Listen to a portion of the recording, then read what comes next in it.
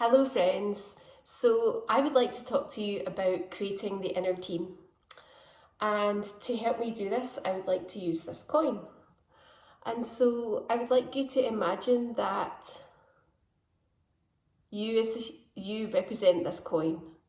And on one side of the coin is the ego, and on the other side of the coin, the tails, is the inner being.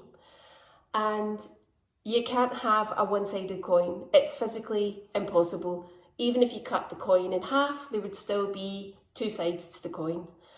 It's just that for many of us, we've been operating almost like we're living from a one-sided coin, like there's just this ego perspective, when in fact there is this other perspective, the inner being perspective.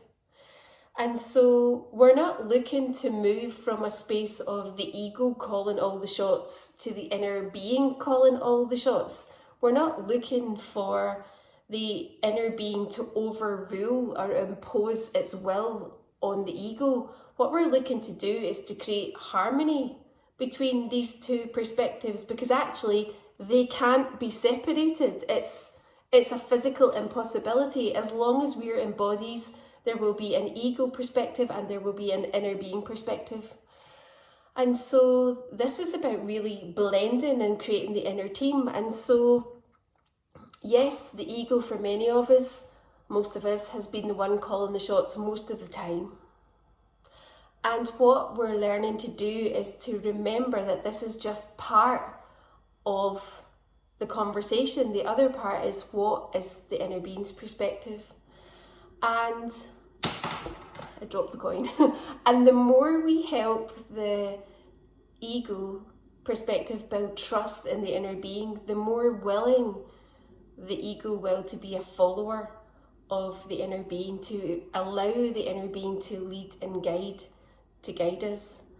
And so when you're connecting with the inner being and getting its perspective in something, remember to go back and include the ego. Because if you don't include the ego, it may feel put upon, forced, it may push back. And so the inner harmony is including both perspectives, because remember, they cannot be separated.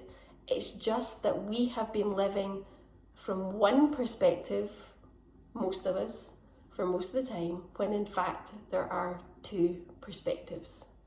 And so creating your inner team is literally like, hey ego, would you be okay with this? Hey inner being, what's your perspective? And yeah, that might be clunky to start with, but the more we practice, the more we're able to just feel when the inner being is willing to go and when the inner being's not willing to go. Feel when the ego's willing to go with the inner being and when the ego's not willing to go with the inner being.